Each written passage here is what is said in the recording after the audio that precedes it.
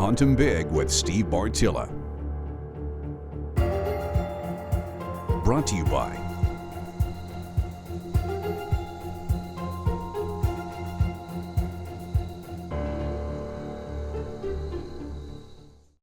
I'll be brutally honest with you. In my ever so humble opinion, I could not in good conscience suggest to anyone in this world that, you should be managing your free-range whitetails. Because quite honestly, if you're not loving this stuff, don't do it.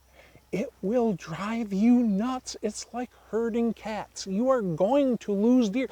That 5,500 acre property, I lost deer every single year, and I'm sorry, I'm good at what I do. Okay?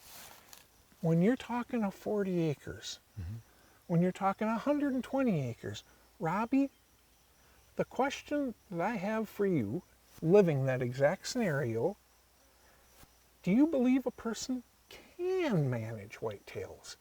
And if you can, what are the limitations, and what are some of the bitter pills that you're going to have to be able to swallow? Because the problem is, with humanity, the more effort we put into anything, the more important it becomes and the more we care. These whitetails do not belong to us.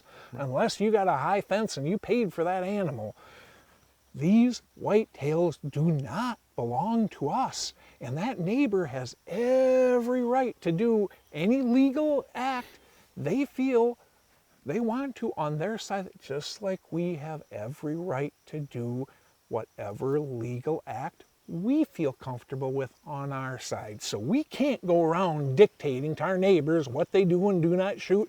Try it, you'll make a lot of enemies. Yes. What can we do, Robbie?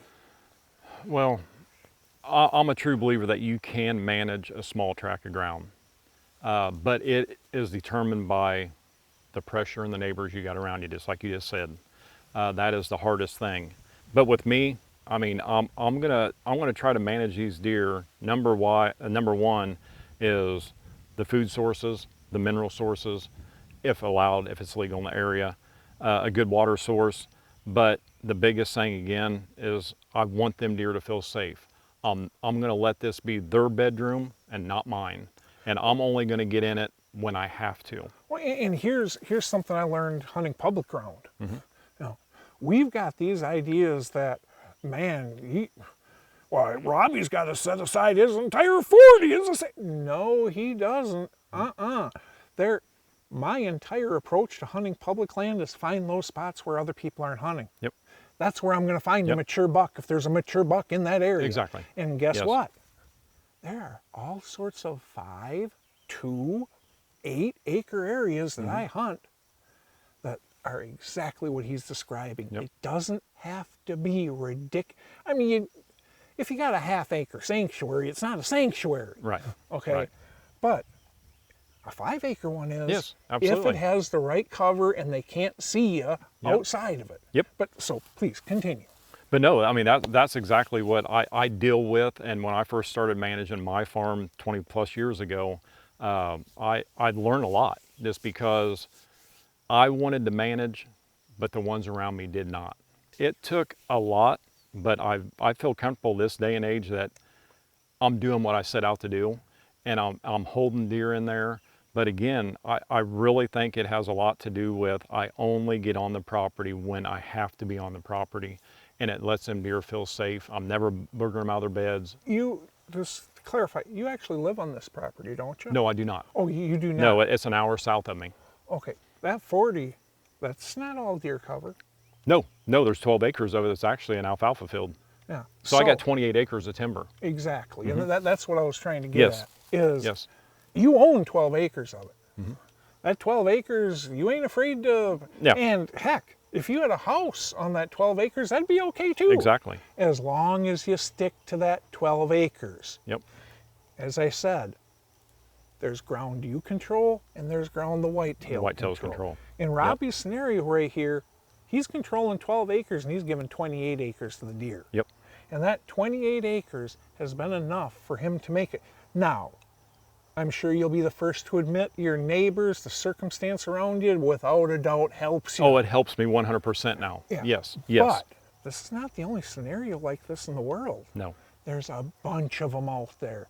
And when you understand what you're actually looking for, you can find them, and then you can rearrange their world and make it so it. Are you going to lose deer every year? Absolutely. Are you going to be frustrated a lot of times? Absolutely. Did you pass the deer you shot this year, last year? I don't know the answer to that. I'm just asking. Any of them? No, not neither one of these two. I did not. No. How about your wife or daughter? Daughter, yes. Stacy's deer was actually a bonus deer that just showed up. So, what you're telling me is on 28 acres of ground, you passed one of those deer last year, and your daughter shot it this year. Daughter shot it this year. Yeah. So it can happen on as limited Yes, it can. acres of that, but you're also going to experience a lot of stings. You do. Yeah. You do. The catch of it is you fill your tag on that deer there, you ain't getting any better. Yep. And if you're thrilled with that, for the love of God, do it. Please, please. But my suggestion, this is the only suggestion I'll make in this stuff, is don't shoot whitetails just to shoot them. If it's not going to make you happy, don't do it. You know, and if you, at the same token, if passing that whitetail, if it gets killed, it's going to crush you like a bug, I'd suggest tagging it when you got the chance. Because a person's success rate isn't tremendously high on this No, stuff. no, not at all. You know, I mean, No. I'm just making this up right now, but when you start getting over 3.5-year-old deer, 25% of them or more make it to the next year, you're happy. You're happy. Right. Yes. In other words, you're going to lose 3/4 of them Yeah. when they start getting older. In a lot of these scenarios, you have to be comfortable with it, or it's going to drive you nuts. Yep.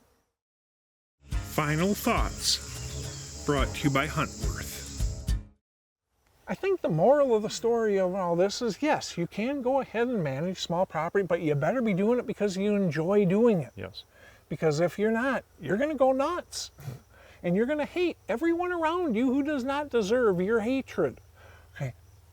And then have realistic expectations. You're not going to be in an area that produces 130s and all of a sudden be killing 180s on your 20 acres. Nope. Okay.